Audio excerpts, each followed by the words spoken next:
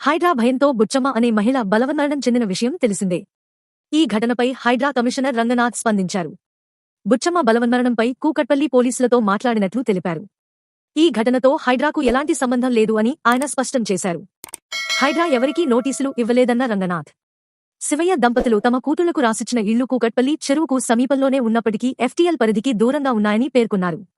ఇక కూల్చివేతలకు సంబంధించి మూసీ పరిధిలో చేపట్టిన ఏ సర్వేలోనూ హైడ్రా భాగం కాలేదు.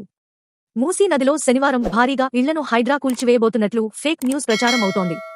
కొన్ని సోషల్ మీడియా ఛానళ్లు ఒక ఎజెండాతో హైడ్రాపై నకిలీ వార్తలను ప్రచారం చేస్తున్నాయని రంగనాథ్ మండిపడ్డారు. కూల్చివేతల గురించి ప్రజలు అనవసర భయాలు పెట్టుకోవద్దని సూచించారు. కూల్చివేతల వల్ల పేదలు, మధ్యతరగతి వారు ఇబ్బందులు పడకుండా హైడ్రాకు ప్రభుత్వం ఖచ్చితమైన మార్గదర్శకాలను జారీ చేసిందని తెలిపారు. తాజా సమాచారం కోసం ఒక లైక్ చేయండి, సబ్స్క్రైబ్ చేయండి, నోటిఫికేషన్ల కోసం గంట సింబల్ ఆన్ చేసి పెట్టండి.